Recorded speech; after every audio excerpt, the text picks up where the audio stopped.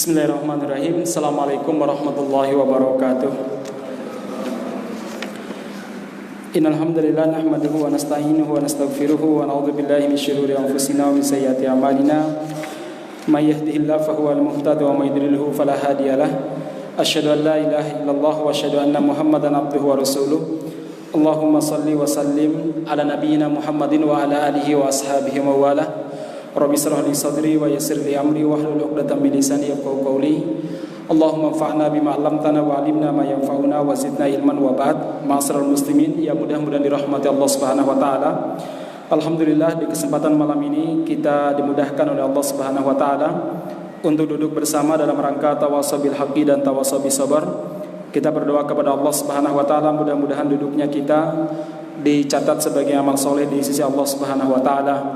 Salawat dan salam mudah-mudahan tercurahkan kepada Nabiullah Muhammad sallallahu alaihi wasallam, kepada keluarga beliau, sahabat beliau dan siapa saja yang istiqomah di atas petunjuk Rasulullah sallallahu alaihi wasallam. Kita senantiasa berdoa kepada Allah mudah-mudahan kita termasuk mereka yang diberi kemampuan untuk bisa istiqomah menapaki petunjuk Rasulullah sallallahu alaihi wasallam. Jamaah sekalian yang mudah-mudahan dirahmati Allah Subhanahu wa taala, di kesempatan malam ini kita masih melanjutkan kajian kitab Ar-Rasul Al-Muallim wa Asalibu fit Ta'lim. Rasul seorang pengajar, sang guru, dan metode Nabi Muhammad SAW dalam belajar, dalam mengajar. Baik, jamaah sekalian yang mudah-mudahan dirahmati Allah Subhanahu wa taala, banyak cara yang dilakukan oleh Rasulullah SAW dalam mengajarkan para sahabatnya. Salah satunya, jamaah sekalian, Nabi Muhammad SAW selalu menanamkan kepada para sahabat cinta terhadap akhirat, cinta terhadap mati syahid. Ma'asyiral muslimin yang mudah-mudahan dirahmati Subhanahu wa taala, ini salah satu metode yang betul-betul berhasil dalam dakwah Nabi Muhammad SAW. Ketika Nabi Muhammad SAW menanamkan kecintaan terhadap akhirat dan kecintaan terhadap syahadah, mati syahid di jalan Allah Subhanahu wa taala, itu betul-betul luar biasa dan tertanam dengan sangat kuat, menghujam dalam sanubari para sahabat Rasulullah SAW. Dan kalau kita mengingat jamaah sekalian, kenapa para sahabat Rasulullah SAW bisa berhasil dalam dakwah, bisa berhasil dalam jihad, bisa mengembangkan Islam walaupun dalam waktu yang sangat singkat, 14 tahun mereka bisa mendirikan sebuah negara, namanya negara Islam Madinah. Itu salah satu faktornya apa? Karena karakter mereka yang luar biasa, dan karakter mereka yang membuat mereka berani memberikan segala-galanya dari mereka untuk Islam. Itu adalah apa? Karena kecintaan terhadap akhirat. Betul-betul ditanamkan oleh Rasulullah SAW cinta kepada akhirat, dan ditanamkan bagaimana cintanya terhadap mati syahid. Ma'asyiral muslimin, ini penting karena kita tidak akan bisa memenangkan pertempuran, kita tidak akan bisa membawa Islam menuju peradaban yang sangat tinggi, menjadikan Islam sebagai sebuah peradaban yang menguasai dunia, kalau seandainya kita nggak pernah menanamkan cinta kepada akhirat kepada murid-murid kita, kepada diri kita, kepada keluarga kita. Karena apalah dunia ini, kalau dunia menjadi standar perjuangan, maka perjuangan tersebut gampang sekali dikempiskan, gampang sekali diprovokasi, dan perjuangan tersebut akan mudah dipatahkan. Demikian juga jamaah sekalian, kalau tidak ada kesiapan untuk mati syahid di jalan Allah Subhanahu wa taala dalam memperjuangkan Islam, dalam mendakwakan Islam, maka cita-cita kita dan kata-kata kita itu hanya terekam dalam media, tapi tidak mampu membangkitkan giroh, gak mampu membangkitkan semangat. Kalau kita renungkan jemaah sekalian, hampir para tokoh yang dikenang sampai sekarang kata-katanya, diperjuangkan idenya. Kenapa demikian? Mereka telah mencurahkan semua kehidupan mereka untuk menumbuhkan ide mereka dalam jiwa kaum muslimin. Untuk apa? Untuk menumbuhkan cita-cita mereka dalam setiap sanubari pengikutnya, hatta orang kafir. Kenapa mereka diingat? Apalagi kaum muslimin, karena mereka telah mencurahkan semua potensi yang mereka miliki, dan mereka siap membayar atas ideologi dan keyakinan yang mereka miliki selama ini. Contohnya siapa jemaah sekalian? Tentu Nabi Muhammad SAW. Kata-kata beliau senantiasa menyemangati kita. Hadis-hadis Nabi Muhammad SAW, walaupun beberapa kata itu betul-betul menyemangati umatnya. Kenapa demikian? Beliau berani membayar harga daripada keyakinan yang beliau bawa. Beliau berani berjihad, diusir dari kampung halamannya, berhijrah ke Allah Subhanahu wa taala, menghunuskan senjata, meninggalkan keluarganya. Jadi jemaah sekalian, ternyata kata-kata kita ini, kalau kita siap untuk membayar harganya dengan segala potensi yang kita miliki, termasuk jiwa raga kita akan hidup. Walaupun sekali lagi, walaupun orang-orang kafir. Sekarang kita kenal namanya Pramudia Anandathur, salah seorang novelis, penulis novel orang-orang komunis, orang-orang kiri. Itu tulisan dia, kata-kata dia, dan cerita-cerita dia, itu betul-betul menjadi inspirasi anak-anak kiri. Kenapa demikian? Dia berani membayar harga daripada ideologi kafirnya itu.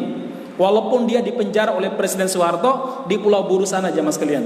Yang pada akhirnya ketika putrinya mau nikah, sang calon menantu dia mensyaratkan untuk belajar Islam. Ternyata kafir-kafir masih tidak Islam. Ya maksudnya begitulah jamaah sekalian. Dikenang Imam Asy-Syafi'i rahimahullah, dikenang kata-katanya karena beliau berani membayar harga daripada kalimatnya, daripada ideologinya, daripada keyakinannya. Beliau siap membayar harga, jamaah sekalian. Said Qutb rahimahullah sampai sekarang masih menyemangati kita dalam berdakwah. Kalimat-kalimatnya bisa menjadi bisa menjadi cahaya petunjuk bagi kita dalam memperjuangkan Islam. Kenapa? Beliau berani membayar harga daripada keyakinannya, ideologinya, walaupun beliau tergantung di tiang gantungan, jamaah sekalian. Syekh Abdul Azzam rahimahullah juga demikian. Beliau berani membayar harga atas ideologi yang beliau bawa, ideologi jihadnya, sehingga tulisan-tulisan beliau, ceramah-ceramah beliau betul-betul menginspirasi masyarakat muslimin. Nah, makanya jamaah sekalian, sekali lagi ini yang perlu ditanamkan dalam diri kita. Dan saya jadi teringat ketika tadi saya mendengarkan ceramah Habib Rizik, sambutan terhadap jenazah para syuhada, dia mengawal beliau bahwa beliau siap mati syahid bersama dengan keluarganya. Saya jadi berpikir, kalau seandainya para ulama dan para duat, para dai, demikian juga para aktivis Islam memiliki kesiapan yang sama membayar harga dari apa yang mereka perjuangkan, walaupun dengan nyawa taruhannya, saya yakin Islam cepat jaya di Indonesia ini, jemaah sekalian. Karena cinta terhadap dunia, tidak siap membayar harga daripada perjuangan kita. Akhirnya apa? Kita sering mencela-mencela, kemudian mencoba mencari zona aman dalam menyampaikan hal-hal yang dianggap berbenturan dengan kepentingan orang-orang kafir.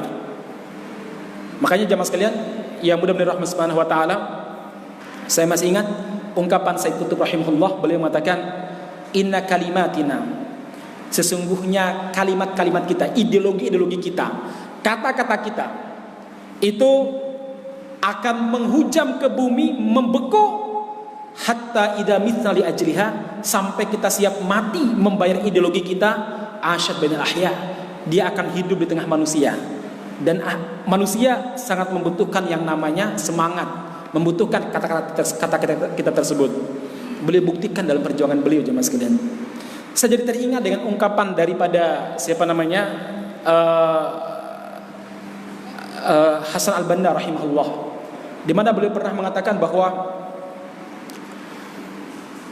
innal ummatal islamiyah, sesungguhnya umat Islam kita ini, lan ta'uda ila makanatihal aliyah, tidak akan kembali ke peradaban yang tinggi yang pernah dapatkan oleh para salaf kita, hatta ta'uda, sampai umat Islam kembali kepada falsafatil maut fil Quran, sampai mereka kembali mencintai falsafah kematian dalam Al-Quran, itu mati syahidnya Allah Subhanahu wa taala.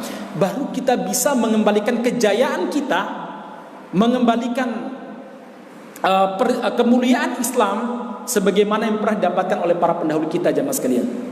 Ini penting masyarakat muslimin. Tidak akan bisa kita memenangkan pertempuran, kita memperjuangkan Islam, kalau kita tidak pernah menanamkan dalam diri kita kesiapan untuk mati syahid dan cinta terhadap mati syahid di atas segala-galanya, jamaah sekalian.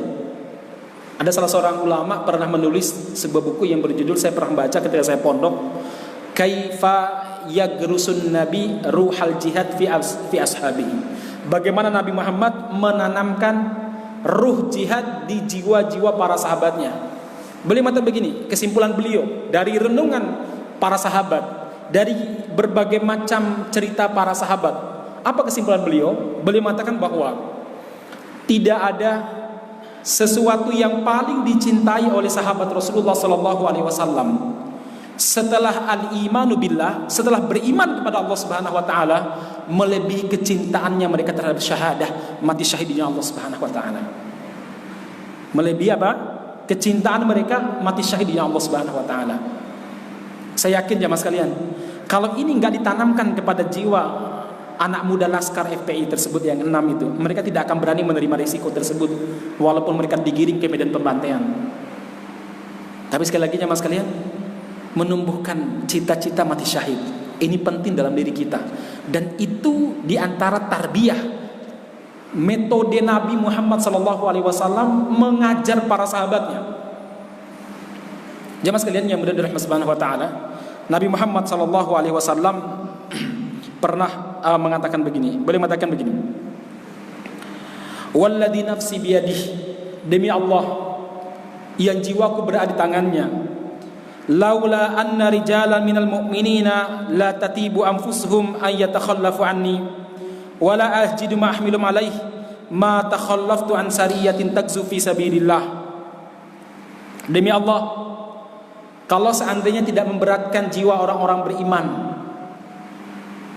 dalam saat berjihad, niscaya saya tidak akan pernah sama sekali ketinggalan untuk berjihad di jalan Allah Subhanahu wa taala, tagzu fi sabilillah, untuk berperang di jalan Allah Subhanahu wa taala, walladzi nafsi biyadihi, demi Allah yang jiwaku berada di tangannya, lawaditu, sungguh saya ingin sekali, anni uqtal, saya terbunuh di medan Allah, di medan jihad fi sabilillah, thumma uhya thumma uqtal, kemudian aku dihidupkan kembali oleh Allah Subhanahu wa taala dan terbunuh untuk kedua kalinya di jalan Allah Subhanahu wa taala, thumma uhya, dan dihidupkan untuk kedua kalinya, thumma uqtal, dan aku terbunuh lagi di medan jihad. Masyarakat muslimin, begitu besarnya syahadah, balasan bagi orang-orang mati syahid di Allah Subhanahu wa taala. Ini kita perlu sampaikan kepada masyarakat kita, agar kita dan masyarakat tentunya, keluarga kita, siap membayar ideologi Islam yang kita yakini sebagai raditu billahi robba wa bil islami dina wa bi muhammadin nabiyya wa rasulah. Kita siap membayar harganya dengan nyawa kita, baru bisa hidup ideologi kita jamaah sekalian, baru bisa menginspirasi. Dan ini yang dilakukan oleh para sahabat Nabi Muhammad SAW. Kita lihat ada salah seorang sahabat namanya Amr bin Jamuh, sahabat yang umurnya sudah 60-an tahun, kakinya pincang, kemana-mana harus pakai tongkat. Perang Badar belum tertinggal, karena perang Badar itu sebenarnya para sahabat pergi bukan dalam rangka untuk perang, tapi dalam rangka mencegah kafilah dagang yang dipimpin oleh Abu Sufyan. Tapi ternyata kafilahnya berlalu, kemudian digantikan dengan pasukan perang. Nah, saat perang Uhud dan mendengar Nabi Muhammad SAW memobilisasi kaum muslimin untuk berangkat perang Uhud, maka Amr bin Jamuh pulang ke rumahnya. Dia mengasah pedangnya, memperbaiki helm perangnya, kemudian beliau memperbaiki baju perangnya. Demikian juga tombak dan anak panahnya dia persiapkan, sampai anak-anaknya yang sudah dewasa, yang sudah tua, umur 30-35 tahun atau umurnya 20-26 tahun. Apa kata anak-anaknya? Abah, mau kemana anda? Bapaknya mengatakan, wahai anakku, aku mendengar Nabi Muhammad SAW memobilisasi kaum muslimin untuk berjihad, berangkat menghadang orang-orang musyrik mempertahankan kota Madinah. Aku ingin berjihad. Abah, anda sudah tua, umur anda sudah tua, apalagi kaki abah pincang. Udah abah tinggal di rumah, nunggu Umi, biar kami yang berangkat. Enggak, saya akan berangkat. Abah udah di rumah saja. Enggak, saya berangkat. Akhirnya jamaah sekalian, karena perdebatan tidak menemukan titik temu, akhirnya Amr bin Jamuh naik ke atas kudanya. Beliau datang menemui Rasulullah sallallahu alaihi wasallam. Kemudian dalam keadaan menangis, beliau mengatakan, "Ya Rasulullah, sungguh sedih yang kurasakan." Rasulullah mengatakan, "Kenapa kamu sedih, wahai Amr?"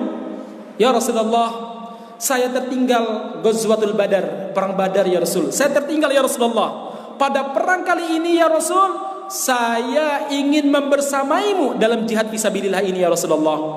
Ya Rasulullah, demi Allah, saya ingin dengan kakiku yang pincang ini saya bisa menginjak surga Allah Subhanahu wa taala ya Rasulullah." Rasul mengatakan, "Terus apa yang menghalangi kamu?" "Mana'uni abnai, anak-anakku melarangku ya Rasulullah. Saya izinkan kamu." "Siap ya Rasulullah, demi Allah, Allah akan menyaksikan bagaimana saya berjihad di jalannya." Dia bersumpah.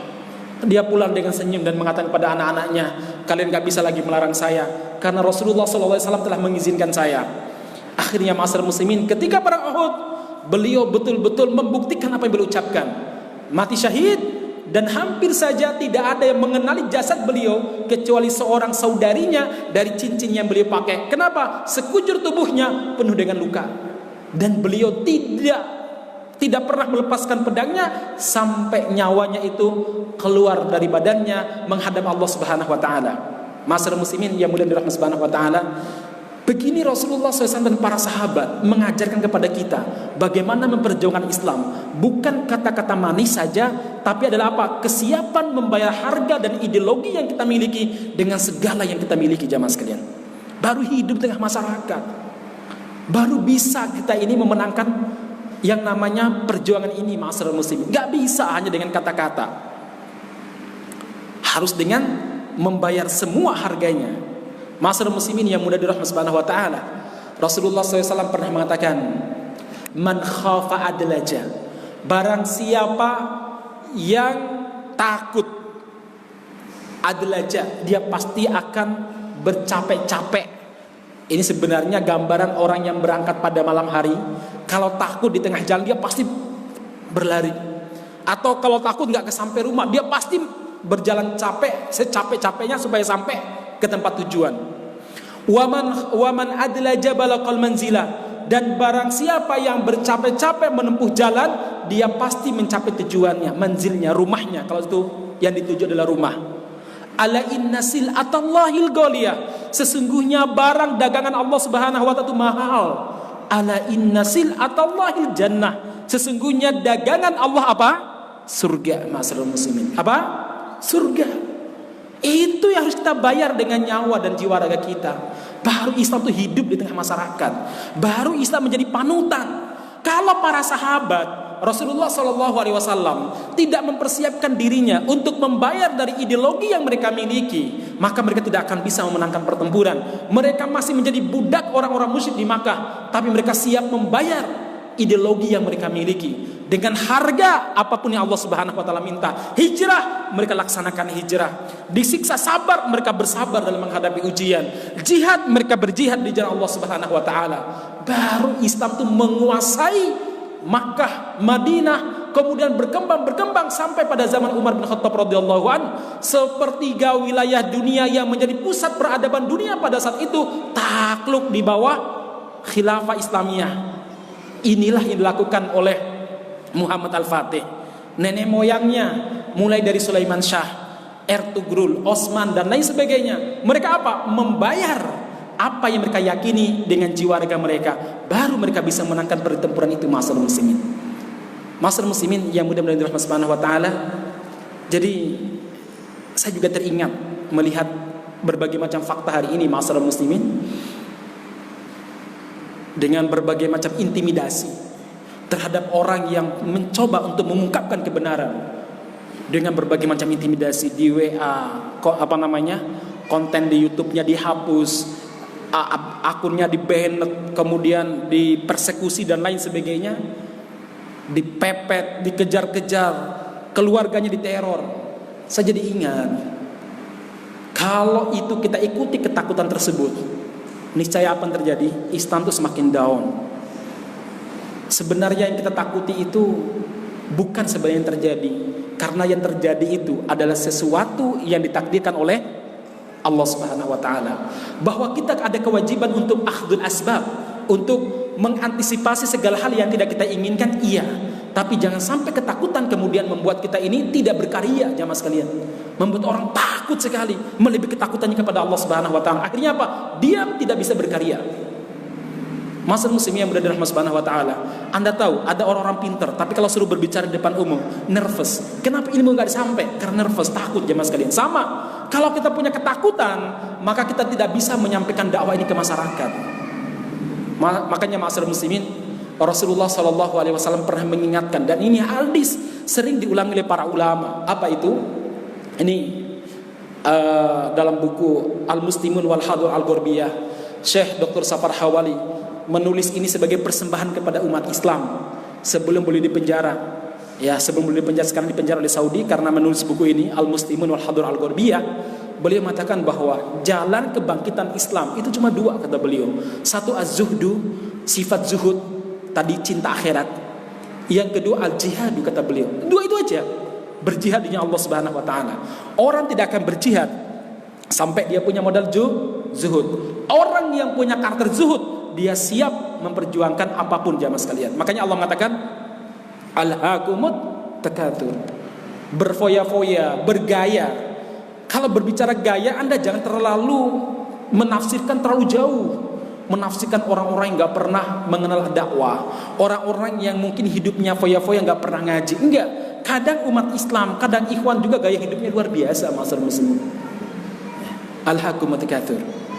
Ketika Rasulullah menjelaskan bahwa beliau mengatakan yushiku an tada'a alaikumul umam, hampir-hampir umat semua bangsa tada'a, saling menyeru. Ada yang mengatakan tada'a itu artinya saling mengajak, ada yang mengatakan saling berebutan, tergantung tafsirnya, sama aja semua maknanya. Berebutan atau saling bahu-membahu alaikum, untuk menghancurkan kalian. Kama tada'a al-akalatu ala qas'atiha, sebagaimana orang kelaparan itu mengajak temannya untuk makan, atau sebagaimana orang kelaparan berebut satu nampan makanan. Karena ada beda tafsir dalam masalah itu. Para sahabat saat itu pernah bertanya, ya Rasulullah, awaminkin lati nahnu yauma idin, apakah karena jumlah kami sedikit pada saat itu ya Rasulullah? Para sahabat bertanya karena mereka kaget. Jumlah mereka saja para sahabat, walaupun gak sebanyak orang-orang Romawi dan Persia, mereka bebas melaksanakan syariat. Tapi kok ada masa di mana umat Islam akan diperebutkan oleh semua bangsa? Mereka kemudian mengeroyok umat Islam. Apakah karena jumlah kami sedikit ya Rasulullah? Rasulullah mengatakan, la bal antum yauma idin katsir. Jumlah kalian banyak sekali. Masya Allah, banyak sekali jamaah sekalian. 12 juta. Banyak sekali jumlah kalian. Itu baru yang ikut. Umat Islam di Indonesia luar biasa banyaknya. Tetapi Allah Subhanahu wa taala mencabut dari hati musuh kalian al-mahabata minkum, rasa segan dan takut kepada kalian. Musuh sudah tidak takut lagi kepada kalian. Mereka lebih berani membunuh kalian daripada membunuh anjing miliknya orang Eropa. Ya, sekarang begitu jemaah sekalian. Murah nyawa umat Islam. Di Amerika jemaah sekalian, pada demo kemarin ada orang berkulit hitam mati, itu bukan nggak sengaja. Dicekik, bukan dicekik ya, dikunci oleh polisi, mati. Ribuan demo, jutaan demo protes di negeri kita. 6 orang meninggal diberondong peluru. Dia membisu. Banyak kemudian para ulama tidak pernah menyampaikan hal itu jamaah sekalian. Padahal Allah Subhanahu wa taala lewat lisan Rasulnya mengatakan, kalau ada seorang muslim terbunuh secara zalim dan Anda berada di negeri tersebut, Anda mampu untuk menyelamatkannya atau menjelaskannya, sementara Anda tidak melakukannya, maka Anda tertulis sebagai pembunuh orang tersebut, ma'asyiral muslimin. Jadi kalau kita nggak pernah mengungkap, nggak pernah membela mereka, sementara kita mampu, kita akan ditulis oleh Allah Subhanahu wa taala sebagai orang yang turut serta dalam pembunuhan tersebut, ma'asyiral muslimin, membiarkan kedoliman itu. Ma'asyiral muslimin yang berada di rahmat Subhanahu wa taala. Ini jadi sekali lagi, dia membisu ketika umat Islam terbunuh. Murah sekali nyawa umat Islam. Sekali lagi tadi ya, hari ini manusia lebih mudah dan lebih berani membunuh, menghilangkan nyawa umat Islam daripada membunuh anjingnya Amerika Serikat. Anjing beneran gitu. Kalau ada orang bunuh anjing di Amerika ramai. Tapi ada nyawa umat Islam terbunuh, dia membisu. Padahal Rasulullah pernah mengatakan, la antuh damul ka'batu hajaran ahwanu indallah min dammi mri'in muslimin bighairi haqqin. Min anturaqud dammi mri'in muslim bighairi haqqin. Demi Allah, hancurnya Hajar Aswad, satu persatu batunya dilepas, itu lebih ringan di mata Allah akibatnya daripada tertumpahnya darah seorang muslim tanpa hak. Ini darah umat Islam, jemaah sekalian. Banyak orang yang dia membisu. Itu urusan FPI. Ini bukan urusan FPI, mereka saudara kita. Mereka anak-anak kita, teman-teman kita. Kalau Anda masih menganggap bahwa itu urusan orang FPI, Anda tidak beriman, jemaah sekalian. La yu'minu ahadukum hatta yuhibba li akhihi ma yuhibbu li nafsihi. Kalian tidak beriman sampai kalian mencintai untuk saudara kalian sebagaimana kalian mencintai untuk dirinya. Kita ingin dibela. Kita ingin kalau ada keluarga kita yang meninggal terdolimi, ada orang yang membelanya. Begitu perasaan keluarga para syuhada yang di Petamburan ataupun yang di sana itu. Ya, kita harus melakukan hal yang sama, jemaah sekalian, sebagai bukti kecintaan kita kepada mereka. Jemaah sekalian, kalau kita diam, para ulama diam, ormas Islam diam, tidak ada pembelaan dari mereka, Allah Subhanahu wa taala berjanji dalam lisan Rasulnya, man khadalam ro'an musliman fi mautinin tuntahaku fi hurmatuh wa yuntaqasu fihi min irdih illa khaddalahullah fi mautinin yuhibbu fihi nusratah. Kalau ada seseorang yang membiarkan dan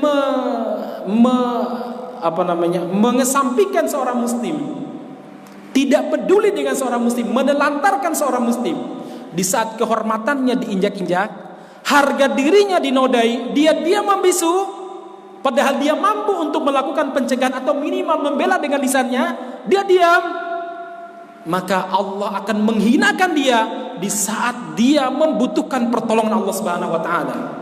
Boleh jadi corona menyebar di negeri kita karena kita diam dari kedoliman yang menimpa saudara-saudara kita.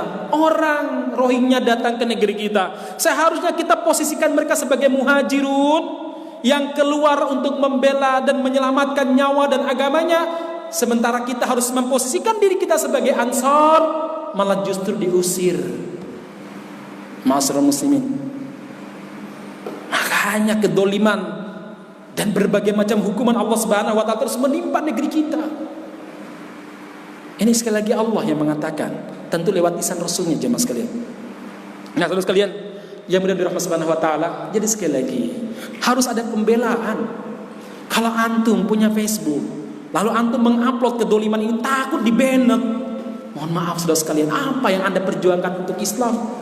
Nah, Facebook bikinnya murah, gratis. Hanya butuh kuota internet sekian mega, nggak sampai megaan. Lalu Anda khawatir akan di-banned kalau saya mengupload ini, jemaah sekalian. Kalau begitu, kalau Allah suatu waktu meminta kita lebih daripada itu, nyawa kita, harta kita, yang lebih daripada harga Facebook yang gratis itu, apa kita mampu untuk memberikannya, jemaah sekalian?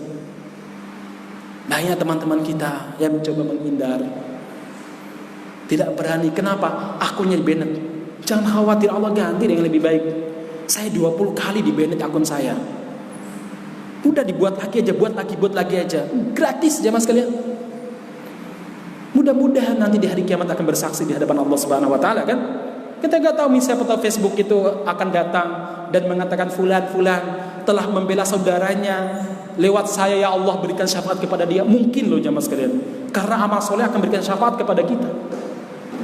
Saudara sekalian yang mudah dirahmati Subhanahu wa taala. Jadi sekali lagi, memang harus kita suarakan serempak.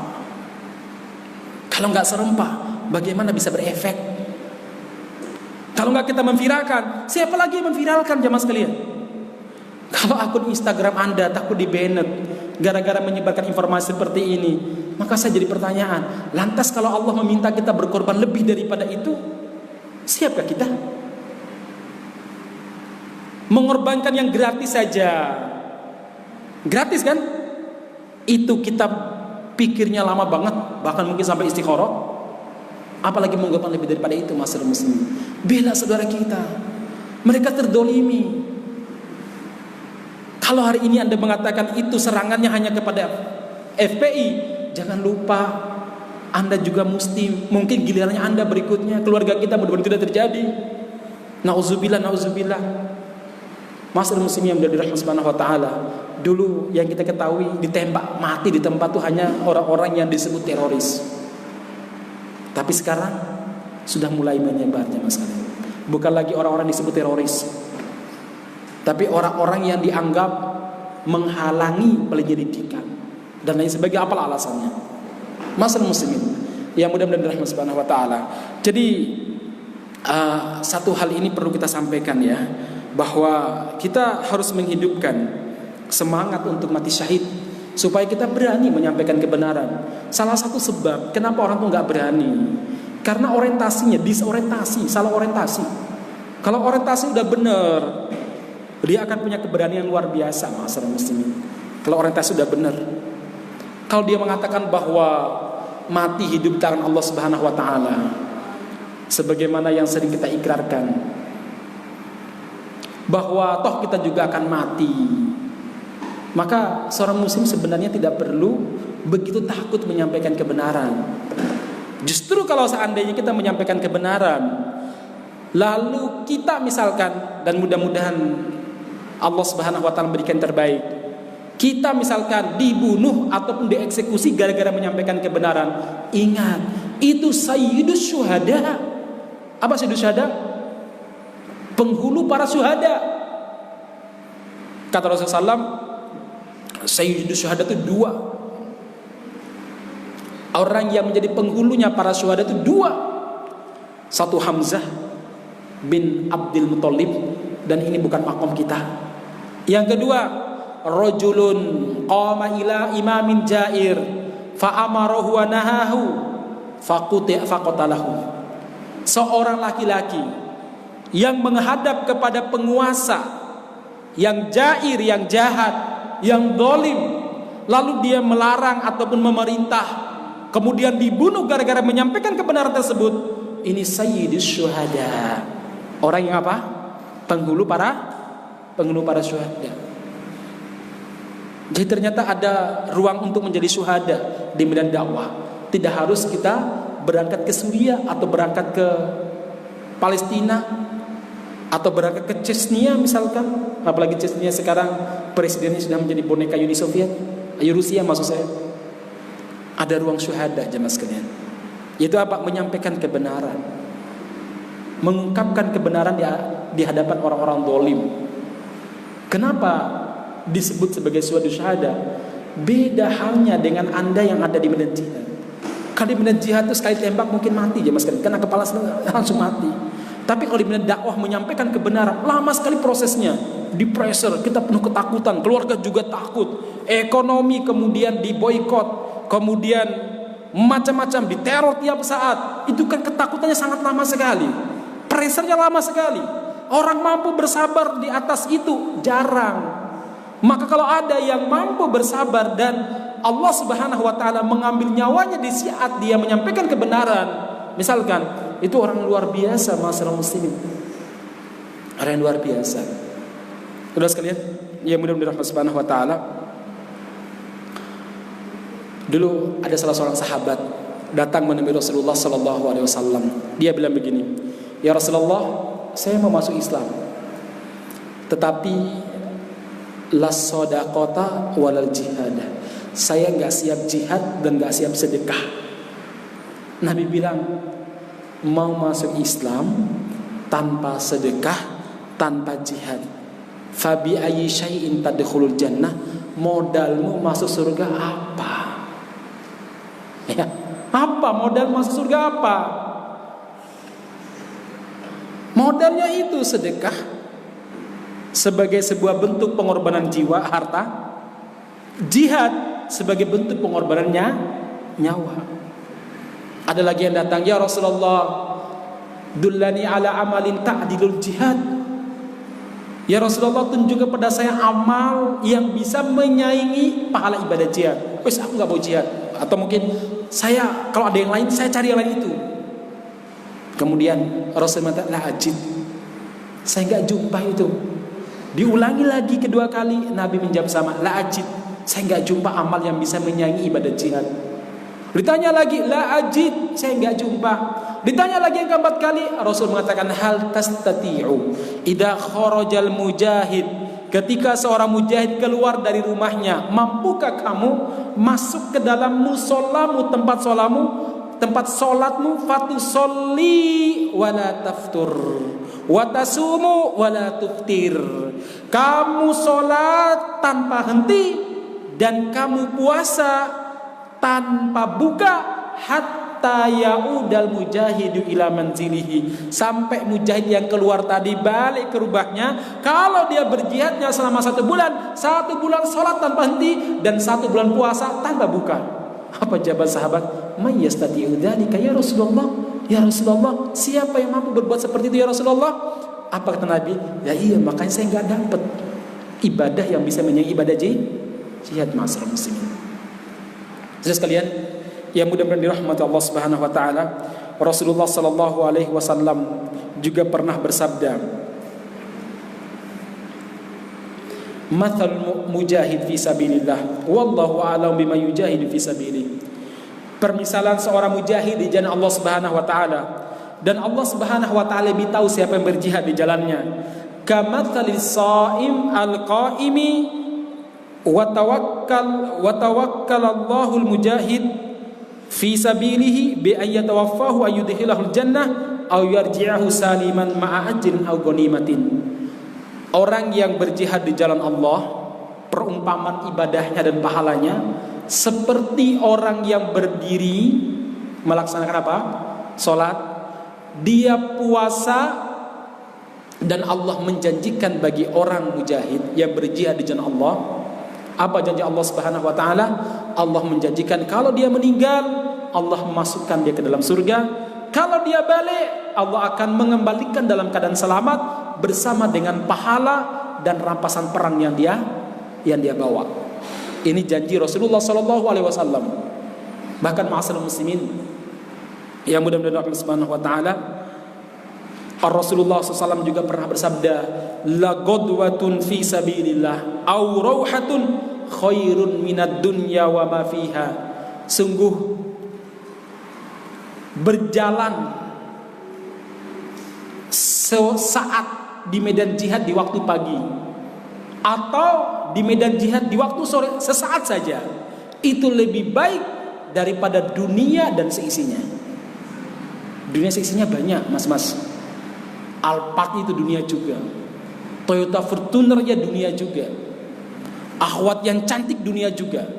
Rasul mengatakan keberadaan antum di shop jihad walaupun sesaat di waktu pagi atau di waktu sore itu lebih baik daripada dunia dan seisinya, mas-mas muslimin.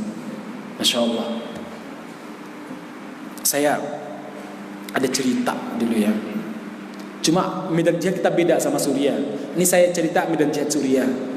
Dan sangat besar kemungkinan juga terjadi bagi mereka yang berjihad di jalan Allah Subhanahu wa taala di Indonesia. Contohnya yaitu mereka meninggal kemarin, kita lihat videonya jelas menetes darahnya. Darahnya masih menetes. Gak beku sebagaimana mayat-mayat pada umumnya. Ma'asyiral muslimin,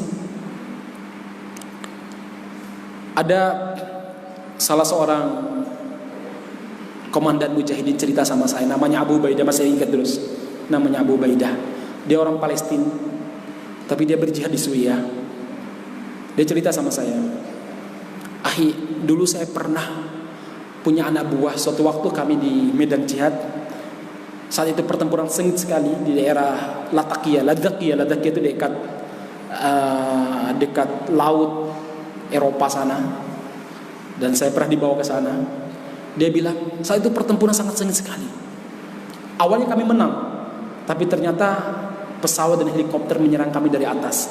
Kami nggak bawa senjata anti pesawat, kami nggak bawa karena besar kan pesawat itu. sementara kami berjalan sekian kilometer di tengah hutan. Akhirnya karena dibombardir oleh pesawat tempur, kami pun ya sudah hentikan peperangan. Tidak ada lain kecuali zikrullah, menguatkan keyakinan dan mengingat akhirat, bersembunyi di tempat yang dianggap tersembunyi sampai mereka ngebom sekian menit, 30 menit atau berapa itu. Yang ngebom 30 menit ya udah ngeri juga ya. 1 menitnya dibom kayak apa rasanya? 30 menit dibom tuh kayak apa? Hampir tidak ada tempat kecuali dibom. Setelah itu, setelah mereka pergi, kami keluar dari tempat persembunyian mencarinya meninggal. Dan dia bilang, kami kenal ada 3 anak. Anak-anak muda yang belum menikah, masih remaja umurnya. Dulu adalah anak-anak yang suka nakal, bepergian, lalu mereka mendapatkan hidayah karena jihad. Mereka bertiga ini teman ketika jahiliyah dan teman juga saat bergabung dengan para mujahidin. Kami melihat 2 orang meninggal di tempat syahadah. Satunya kritis, namanya Ahmad. Kritis luar biasa. Akhirnya kami bawa ke rumah sakit tempat kami bertugas dulu. Kejadian sebelum kita ke situ, kami bawa ke sini. Akhirnya rumah sakit di sini angkat tangan, ini harus dibawa ke Turki. Akhirnya kita siapkan ambulan. Dia belum sadar itu, masih hilang kesadarannya. Siapkan ambulan, bawa ke perbatasan Turki.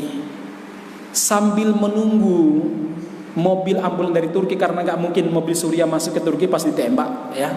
Menunggu bantuan dari Turki, ambulan dari Turki. Tiba-tiba dia bangun, mencopot infusnya, lalu bertanya, "Aina fulan? Mana teman saya?" Yang dia ingat pertama kali teman-teman yang 2 tadi. Akhirnya sang komandan ini bilang begini, "Teman-temanmu baik insya Allah. Udah kamu gak usah mikirin dia. Kemana mereka? Pokoknya mereka baik."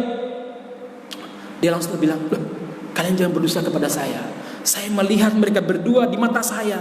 Ini mereka sedang berterbangan di sebuah taman yang sungguh sangat indah. Saya melihat mereka sedang berterbangan." Teman-teman yang melihat puluhan yang ikut itu, lihat gak ada siapa-siapa, tapi dia bisa melihat. Saya itu dia senyum dan mengatakan, "Sungguh teman-teman saya telah di surga." Lalu dia mengatakan, "Ainal qiblah?" Kiblat arahnya mana? Akhirnya teman-teman mengatakan, "Udah kamu wudhu dulu. Allahu a'lam bihali. Allah tahu kondisi saya. Yang penting tunjukkan kiblat dulu aja." Ditunjukin kiblatnya. Dia bangun. Teman-teman mengatakan, "Udah kamu suruh duduk aja." "Enggak, saya bangun." Dia bangun, sholat, sujud pertama, langsung gugur sebagai meninggal. Dan cerita teman ini Abu Ubaidah, "Wallahi Aba Hafid," dia bersama saya, "Demi Allah ya Abu Hafid, wallahi ya Abu Hafid, selama 1 pekan ambulan yang digunakan untuk membawa dia, demikian juga keranda untuk mengantarkan dia ke sana, kami mencium semerbak wangi kasturi. Demi Allah, sungguh kami langsung menangis. Dan kami kemudian semuanya berdoa untuk mendapatkan syahadatnya Allah Subhanahu wa taala." Masyaallah muslimin, gimana kita tetap mati. Ada yang mati karena kena Covid, ada yang mati karena tabrakan motor ya. Dan mati yang paling indah adalah mati di jalan Allah Subhanahu wa taala. Masyaallah muslimin. Dan sekalian, jadi sekali lagi ini perlu kita sampaikan kepada umat. Ingat, damus syahid, kata para ulama, darahnya para syuhada, nurun wa narun, adalah nur, cahaya. Ini ada ungkapan salah seorang ulama, saya bacakan ya. Nurun wa narun, nurun yudi'u durubal mu'minin, wa narun ala tughatid dhalimin. Darahnya para syuhada yang tertumpah di jalan Allah Subhanahu wa taala itu menjadi nur, cahaya yang akan menerangi jalannya orang-orang beriman ketika mereka menuju Allah Subhanahu wa taala, sehingga tahu mana kawan mana lawan, sehingga mereka tahu mana ulama su' dan mana ulama siddiqin, ulama rabbani. Cahaya darahnya para syuhada akan membuat mata kita terang, melihat kemana kita harus melangkah, kepada siapa harus bergabung, dan kepada siapa senjata kita harus diangkat. Wa narun, dan darahnya para syuhada itu adalah api. Api bagi siapa? Yang akan membakar orang-orang zalim dan para togut yang telah melampaui batas. Masyaallah muslimin yang mudah dirahmati Subhanahu wa taala, Ini di antara poin yang kita sampaikan. Nabi Muhammad SAW itu sering menyampaikan tentang mati syahid. Agar apa? Agar para sahabat itu siap memperjuangkan Islam. Kata Hasan al-Banna tadi, kita tidak bisa memenangkan Islam. Ini kesimpulan beliau bukan kesimpulan biasa. Tentu saja setelah beliau merenungkan perjalanan dakwah selama ini, setelah beliau selama ini merenungkan perjalanan hidup para sahabat, kesimpulan beliau tadi, kita tidak akan bisa jemaah sekalian untuk memenangkan Islam dan mengembalikan Islam ke masa lalunya sampai kita kembali kepada falsafat kematian yang disebutkan dalam Al-Quran, yaitu falsafatul syahid, mati syahid Allah Subhanahu wa taala, sampai kita mencintainya di atas segala-galanya. Masyaallah muslimin yang mudah-mudahan dirahmati Allah Subhanahu wa taala. Dulu ada salah seorang Arab Badawi. Badawi itu maksudnya orang Arab nomaden yang kadang tinggalnya 2 tahun pindah lagi, setahun pindah lagi. Akhirnya mereka nggak punya peradaban, nggak pernah bisa membangun sebuah masyarakat yang tetap dan beradab, maksudnya punya peradaban maksudnya. Kenapa? Karena mereka sering pindah. Suatu waktu ada orang Badui beriman kepada Rasulullah SAW dan dia diajak sama Nabi untuk hijrah. Hijrah lah beliau ke Madinah. Ketika hijrah di Madinah ada jihad. Berangkatlah dia berjihad bersama dengan Nabi Muhammad SAW. Umat Islam berhasil memenangkan pertempuran. Lalu dibagilah ghanimah, yaitu harta keberuntungan perang, ya. Bukan rampasan perang sebenarnya itu ya. Harta harta keberuntungan perang gitu ya. Akhirnya jemaah sekalian, Rasul bilang, mana Badawi yang ikut bersama dengan kita tadi? Ya Rasulullah, dia istirahat di pojok sana mungkin, juga agak jauh dia menyendiri. Oke, kalau begitu tolong bawakan ini, serahkan kepada dia, ini jatah dia. Salah seorang sahabat mengambil, diserahkan kepada Badawi tadi. Ya Badawi, ini dari Nabi Muhammad SAW. Mahda, ini apaan? Kata dia. Jadi dalam Islam itu ada harta ghanimah, harta tadi keuntungan perang, yang kalau kita dapatkan setiap mujahid itu mendapatkan jatahnya. Oh begitu, dari Nabi Muhammad. Iya, dia ambil itu barang, dia menemui Rasulullah SAW. Lalu dia bilang, ya Rasulullah, mahada ya Rasulullah, ini apa ya Rasulullah yang Anda berikan kepada saya? Nabi Muhammad menjawab sebagaimana jawaban sahabat tadi, ya kurang lebih seperti itulah. Itu jatah untuk kamu. Ya Rasulullah, mali hada amantu wa hajartu ma'aka wattaba'tuka. Saya bukan untuk mendapatkan ini, saya beriman kepadamu, berhijrah bersamamu, kemudian saya mengikutimu. Bukan untuk ini ya Rasulullah. Bukan untuk ini juga saya berjihad di jalanmu ya Rasulullah. Tetapi agar ada panah ataupun tombak menancap di sini, dia menunjukkan lehernya. Lalu saya gugur sebagai syuhada dan saya pun masuk ke surganya Allah Subhanahu wa taala. Apa kata Nabi? Intasdukillah yasduk. Kalau kamu jujur kepada Allah, maksudnya kata-kata kamu betul-betul untuk mencari ridha Allah Subhanahu wa taala, Allah Subhanahu wa taala akan jujur kepadamu. Baru beberapa saat mereka istirahat, ada serangan mendadak dari musuh. Si Badui dengan sigap menghadang musuh tersebut. Perang berkecamuk, kemudian kemenangan berada di pihak kaum muslimin, musuh mundur. Lalu Rasulullah SAW melihat para sahabat yang mengangkat para jenazah syuhada dimasukkan ke liang lahat satu persatu. Nabi Muhammad melihat sosok yang sepertinya tidak asing dari sekian jenazah yang ada. Apa kata Nabi? Huwa. Apakah dia itu? Masih Badui tadi itu? Naam ya Rasulullah. Iya ya Rasulullah. Nabi mendekat dan mencopot jubahnya, menutupkan ke badan Badui tersebut. Kemudian Nabi Muhammad berdoa, ya Allah, amana binabiyika wattaba'a nabiyaka wajahada ma'a nabiyika wa qutila syahidan wa ana asyhadu ala dzalika ya Rasulullah. Ya Allah, aku kama sallam. Apa kata beliau? Ya Allah, sesungguhnya dia beriman kepada Rasulmu, dia mengikuti Rasulmu, dia berhijrah bersama Rasulmu, dan dia berjihad bersama Rasulmu, dan dia mati syahid. Ya Allah, aku bersaksi untuknya ya Allah. Masya Allah, Allah yang menyaksikannya. Begitulah jemaah sekalian para sahabat yang membuat mereka tangguh di medan dakwah dan di medan jihad, karena cita-citanya adalah Asyahid asma amanina. Itu apa? Pucuk yang tertinggi dari cita-cita mereka dalam mati syahid di jalan Allah Subhanahu wa taala. Itu jemaah sekalian. Itu harus menjadi azam kita. Kalau kita jujur, kita itu jadikan sebagai cita-cita kita, jemaah sekalian, maka Allah Subhanahu wa taala akan memberikan itu. Kata Rasulullah, man sa'alallaha syahadata, barang siapa yang minta kepada Allah mati syahid, ballaghullahu manazila syuhada wa in mata ala firasyih. Allah akan memberikan kepada dia manzilahnya para syuhada walaupun dia mati di atas ranjangnya. Umar pernah berdoa ketika belum jadi khalifah, ya Allah, wafatkan aku syahidan. Ya Allah, wafatkan aku mati syahid di jalanmu di Madinah nabimu, di kota Madinah. Ada salah seorang sahabat menimpali, ya Amirul Mukminin, apa doa Anda gak salah? Minta mati syahid di kota Madinah. Madinah itu daerah yang paling aman pada saat itu, jemaah saya. Kota yang paling aman karena jatuh jauh sekali di Romawi sana, di Syam, di Palestina, di Suriah sana, di Yaman, kemudian di daerah Irak sana jihadnya. Ya Amirul Mukminin, apa Anda enggak salah doanya seperti itu? Apa kata teman? Enggak. Allah akan menyampaikannya dengan caranya sendiri. Ternyata apa yang terjadi jemaah sekalian? Beliau meninggal mati syahid ditusuk oleh Abu Lu'lu'ah ketika beliau ini mengimami sholat subuh di mana? Di kota Madinah, mati syahid.